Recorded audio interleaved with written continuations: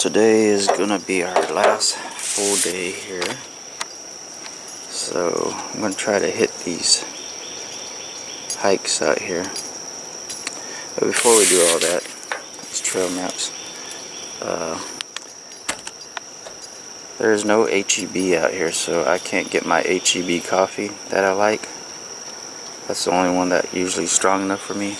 But since we're close to the Louisiana border, I think this is a Louisiana coffee. And I've tried it before. Community is a pretty good coffee. I just, I like my coffee strong, so you have to not be able to see through it. So let me go check how it cooked out.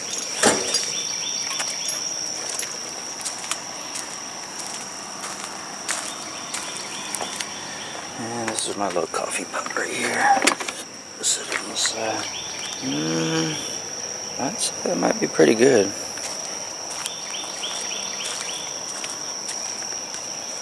The test for me is if you could see through it. I don't think I could see through this. And then the other test will be to taste it.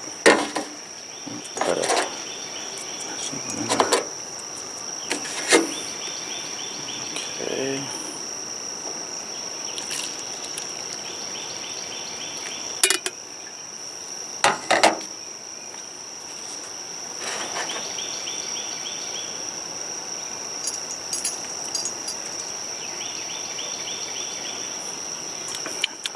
Yep, that's acceptable. Okay, our first trail of the day is going to be the Bobo Ferry Trail. And we picked this one because it's just down the road from our campsite. I had to just walk back up to the main road and then walk down to the kind of close to the boat ramp and then take a left, and that's a Bobo Ferry Trail. So there's a little history here, and I'll kind of go over some of it. The Bobo Ferry was actually owned by Sam Bobo, and the ferry would charge 5 cents a sheep or $3 for a wagon with 4 horses. Now you might think that's pretty cheap, but let's kind of calculate that in today's money. 80 cents would work to about maybe $45 in 2018. So it was pretty expensive to use this ferry. This trail is a pretty old and historic trail, and it was actually used by Colin Baker, who was born in 1835 and died in 1869. He used this trail and the Bobo Ferry to cross the Sulphur River to avoid the law. Colin was an infamous outlaw and with the nickname Swamp Fox of the Sulphur. His gang terrorized northeast Texas, southwest Arkansas, and northwest Louisiana during the American Old West. The trail is actually an old trace, and I was excited because this is my first trace. But after I did all my research, I found out it's an unnamed trace. They say you could still see the wagon ruts from 1830 in the trail, but I don't see it. Maybe you can.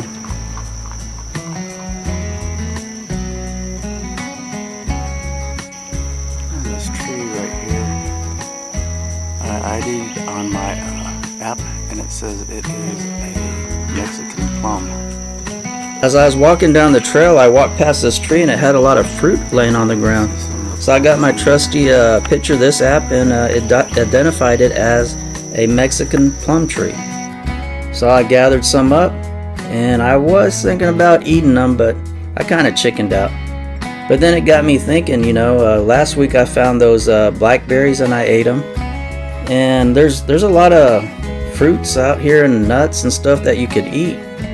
And I was thinking that maybe a Bigfoot could hide out here and survive. Well, definitely a bear could live out here, so why can't a Bigfoot?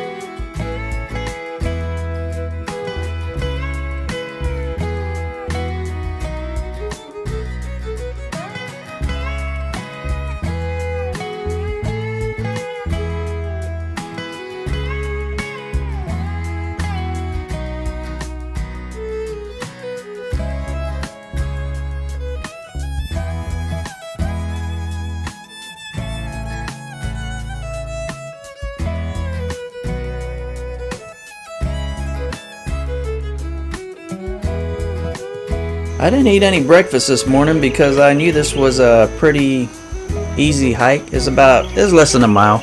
So I decided to just skip breakfast. I drank some coffee and boom, I took off on that trail. But now I'm hungry and it's later on the day, so I actually got all the leftovers. I got the chili dogs, eggs, tortillas, mixed them all up and made me one big taco, and now I'm ready to go to my other hike. And one tip, if you are camping here at Atlanta State Park and anywhere near here, do not leave your tortillas out, because that sucker, I'm pretty sure that sucker took my whole tortilla bag. I had about 10 left in there and now I don't have none. After I got my belly full, I decided to tackle the White Oak Ridge Trail. This was on the other side of the park, so I actually drove the truck down there and parked in one of the campsites. And this trail is about a mile and it's rated easy. It wasn't entirely flat, but it was pretty easy to walk. A couple maybe down slopes and a small incline, but it's very doable.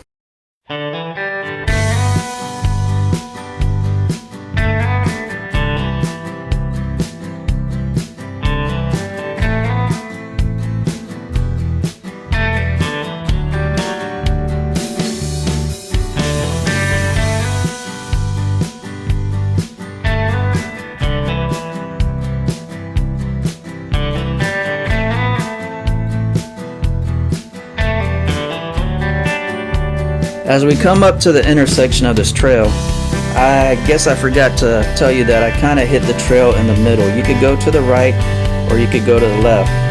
So we're like in the midpoint of this trail. We're actually going to go to the left, but also let me look at this plaque right here. And it goes over the near extinction of the eastern turkey due to overhunting and how through conservation it has made its comeback. But actually we didn't see any turkey on this trail and hardly any wildlife.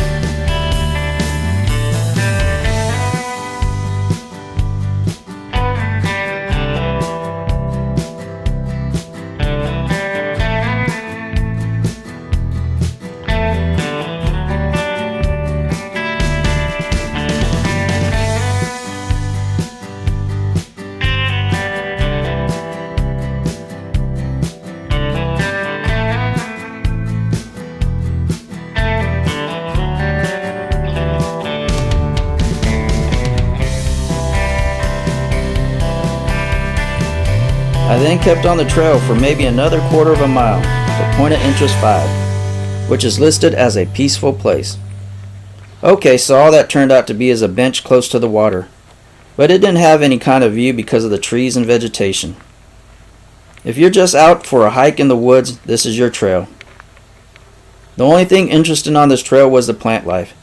Here are a few samples of fungi, flower, and a spider. But I didn't go all the way to the end of the trail.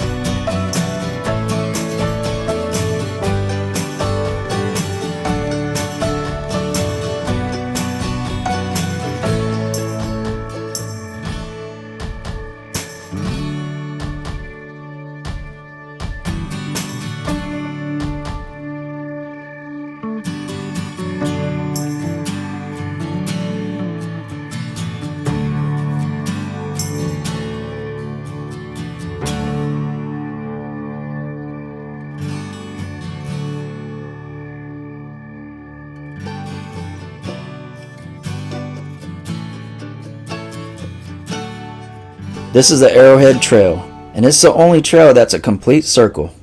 It's only a mile long and it's level. This actually was a turning point for the trail Billy and I did last week.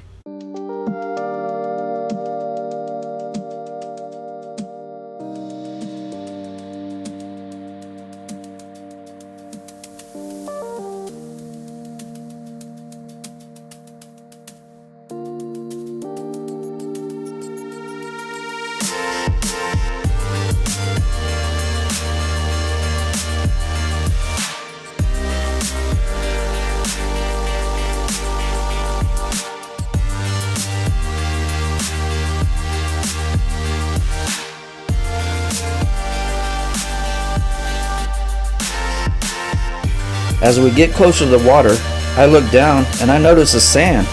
The sand is white. I was hoping that the sand would make it all the way to the water.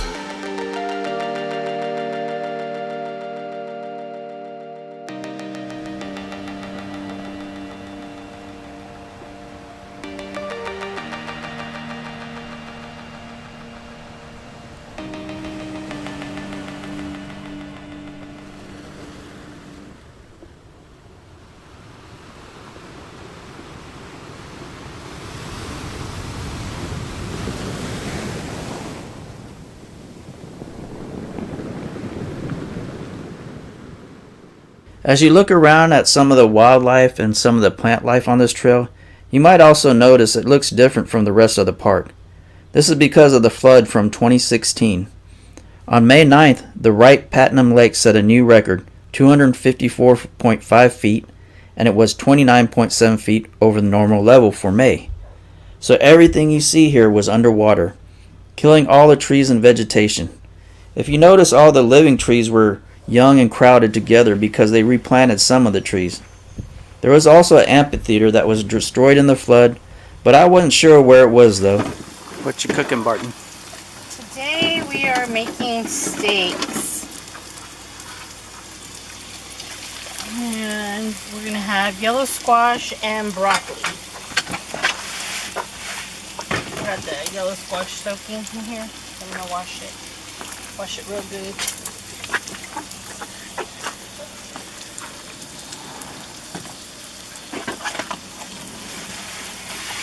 Our last meal before we head out tomorrow. We always try to eat a good meal before we leave. Our tradition is to have a very good meal on the last day of our vacation, and usually it's steak, so we're having a steak meal today. But let me talk about this park a little bit. This wasn't even really planned in our vacation. We're supposed to stay in Arkansas for the whole 7 weeks. But we thought there was going to be bad weather up there because they were having bad weather all month. And we decided at the last minute, or last moment, to book this park. And it's cheaper for us to stay in a Texas State Park with our Texas State Pass. I think it's almost like $18 a day.